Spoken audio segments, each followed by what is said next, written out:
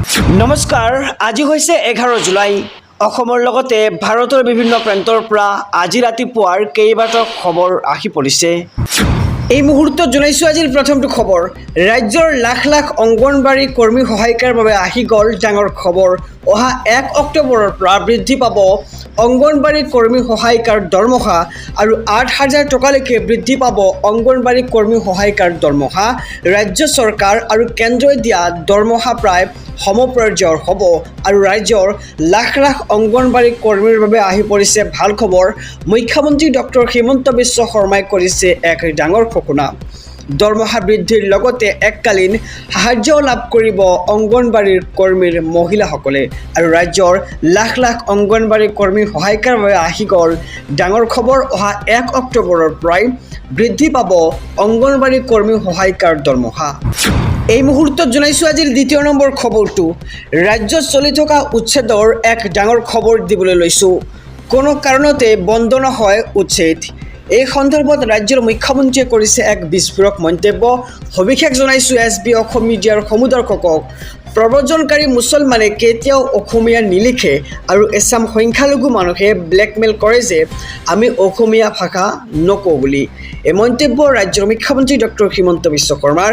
আৰু একাংশ লোকে ঘৰত অসমীয়া ভাষাত কথা নাপাতে, কিন্তু পঞ্জীয়নত মিছা তথ্য দিয়ে আৰু পিয়লত মিছা তথ্য দিয়াটো অপৰাধ বুলি মুখ্যমন্ত্ৰীয়ে এক ডাঙৰ মন্তব্য আগবঢ়াইছে। আৰু 70% চৰৰ মানুহে বিগত পিয়লটো মাতৃভাষা বঙালী বুলিয়েই লিখিছে আৰু দেখি গৰীয়ামৰীয়া জৰহা পলহা তেওঁলোকে অসমীয়া বুলি লিখে, কিন্তু প্ৰব্ৰজনকাৰী মুছলমানে সদায়ে বঙালী বুলিয়েই লিখে আৰু ইয়াত অসমীয়া নিলিখ বুলি নতুন ভাবুকি দি একো লাভ নাই বুলি মুখ্যমন্ত্ৰীগৰাকীয়ে এক বিস্ফোৰক মন্তব্য কৰিছে। আৰু উচ্ছেদ চলি আছে, চলিয়াই থাকিব। বিজেপি চৰকাৰক এনেকুৱা ভয় নাখায় আৰু ভয় দেখুৱাই একো লাভো নাই বুলি মুখ্যমন্ত্ৰীয়ে মন্তব্য কৰে। আৰু ABMCৰ ব্লেকমেইলিঙক শেষ সকিয়নি মুখ্যমন্ত্ৰী ডক্টৰ হিমন্ত বিশ্ব শৰ্মাৰ। আৰু কোনো কাৰণতেই বন্ধ নহয় উচ্ছেদ চলি আছে আৰু চলিয়ে থাকিব বুলি মন্তব্য কৰে মুখ্যমন্ত্ৰী ডক্টৰ হিমন্ত বিশ্ব শৰ্মাই। আহিছোঁ পৰৱৰ্তী খবৰৰ মাজলৈ। ব্যক্তিগত নাৰ্ছিং হোম লৈ আহি গ'ল কঠোৰ নিয়ম। সামান্য ভুল কৰিলেই বন্ধ হ'ব নাৰ্ছিং হোম। টকা নোপোৱাৰ বাবে ৰাখি থ'ব নোৱাৰিব নশ্বৰ দেহ আৰু 4 ঘণ্টাতকৈ অধিক সময় ৰাখিব নোৱাৰিব নশ্বৰ দেহ। 104ত কল কৰিলেই চৰকাৰে ল'ব কঠোৰ একশ্যন আৰু স্থানীয় আৰক্ষীকো জনাব পাৰিব সেই ব্যক্তিৰ আত্মীয়। এই মুহূৰ্তৰ খবৰ জনাইছোঁ ৰাজ্যবাসীক যে আৰক্ষীয়ে গৈ ব্যক্তিগত হাস্পতালৰ পৰা উদ্ধাৰ কৰিব নশ্বৰ দেহ আৰু নিয়ম ভংগ কৰিলে 3ৰ পৰা 4 মাহলৈ বাতিল হ'ব নাৰ্ছিং হোমৰ লাইচেঞ্চ আৰু 5 লাখ টকালৈকে ভৰিব লাগিব জৰিমনা। আৰু বাৰে বাৰে এই কাম কৰিলে বন্ধ কৰি দিয়া হ'ব যিকোনো নাৰ্ছিং হোম। আৰু 1 আগষ্টৰ পৰা কাৰ্যকৰী হ'ব এই বিশেষ নিয়ম। আৰু মুখ্যমন্ত্ৰী ডক্টৰ হিমন্ত বিশ্ব শৰ্মাই এই সন্দৰ্ভত কৰিছে এক বৃহৎ ঘোষণা। কৈছে আহিছোঁ পৰৱৰ্তী খবৰৰ মাজলৈ। উচ্ছেদিতৰ কাষত সাহস হৈ থিয় দিব এইবাৰ কংগ্ৰেছ। কংগ্ৰেছ শাসনলৈ আহিলে উচ্ছেদিতক দিব উচিত ক্ষতিপূৰণ। ক্ষতিপূৰণৰ লগতে ঘৰ সাজি দিব কংগ্ৰেছ চৰকাৰ আহিলে আৰু সম্ভৱ হ'লে উচ্ছেদিত ভূমি পুনৰ ঘূৰাই দিয়া হ'ব সেইসকলক। এই মন্তব্য বিধায়ক অখিল গগৈৰ। আৰু প্ৰতিটো পৰিয়ালক ঘৰ দিব কংগ্ৰেছে চৰকাৰ গঠন কৰিলে। আৰু ৰাজ্যত চৰকাৰৰ উচ্ছেদ নীতিক সাংসদ ৰকিবুল হুছেইনৰ এই ডাঙৰ মন্তব্য।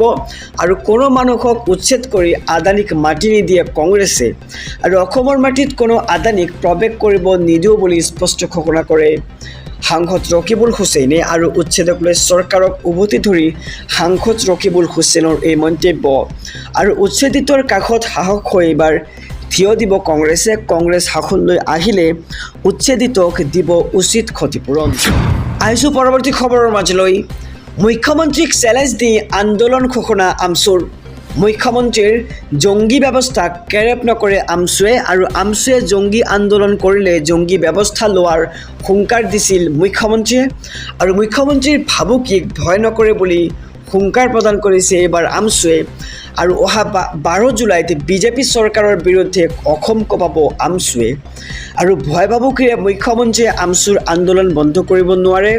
মৃত্যুৰ পিছত শান্তিত থাকিব বিচৰা কবৰস্থানতো চলাইছে উচ্ছেদ এই বিজেপি চৰকাৰে আৰু মৃত ব্যক্তিৰ ওপৰত বুলডোজাৰ চলাইছে চৰকাৰে পুলিচৰ বন্দুকৰ ভয় দেখুৱাই একো লাভ নাই কাৰোবাৰ ধমকি ভাবুকিত আমচুৰ আন্দোলন বন্ধ হৈ নাযায় বুলি আমচুৰ নেতৃত্বই ডাঙৰ স্পষ্টীকৰণ দিছে আৰু 1980 চনৰ পৰা চলা সংখ্যালঘুৰ সংগ্ৰাম চলি থাকিব তীব্ৰতৰ হ'ব আৰু অহা 12 জুলাইত সকলো মুছলমানকে প্ৰতিবাদ কৰিবলৈ আহ্বান আমচুৰ আৰু 12 জুলাইৰ পিছতো এলানি আন্দোলনৰ হুংকাৰ আমচুৰ নেতৃত্বৰ আৰু অসমৰ মুছলমানক অন্যায় অত্যাচাৰ বন্ধ কৰিবলৈ আহ্বান আমচুৰ ফালৰ পৰা আৰু সংখ্যালঘুৰ জীৱন আৰু সম্পত্তিৰ নিৰাপত্তাৰ স্বাৰ্থত আন্দোলন কৰিব লাগিব আহিছোঁ অন্য এক খবৰৰ মাজলৈ জাতিতকৈ বিজেপি ডাঙৰ নহয় প্ৰতিগৰাকী মুছলমানে ত্যাগ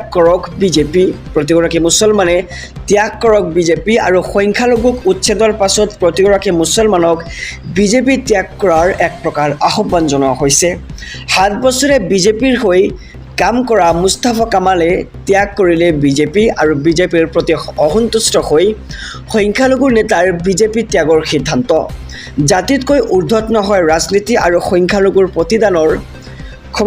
সংখ্যালঘুৰ প্ৰতিবাদৰ মাজতে বিজেপি ত্যাগ কৰি প্ৰতিবাদ কৰিছে সংখ্যালঘুৱে ঢেকিয়াজুলিৰ গুপ্তেশ্বৰ মণ্ডলৰ বিজেপিৰ সংখ্যালঘু মৰ্চাৰ সভাপতিৰ পদত্যাগ আৰু সকলো মুছলমানে বিজেপি ত্যাগ কৰিব লাগে বুলি মন্তব্য সামাজিক মাধ্যমত আৰু বিজেপিৰ দিনত মুছলমান কোনো কাৰণতে সুৰক্ষিত নহয় মুছলমানৰ সম্পত্তিও বিজেপিৰ দিনত সুৰক্ষিত নহয় বুলি এক প্ৰকাৰ মন্তব্য প্ৰকাশ কৰিছে আৰু মছজিদো সুৰক্ষিত নহয় বিজেপিৰ দিনত আৰু জাতিতকৈ বিজেপি ডাঙৰ নহয় গতিকে বিজেপি ত্যাগ কৰাৰ আহ্বান জনোৱা হৈছে আৰু প্ৰতিগৰাকী মুছলমানে যাতে বিজেপি ত্যাগ কৰে ইয়াৰ বাবে আহ্বান জনোৱা হৈছে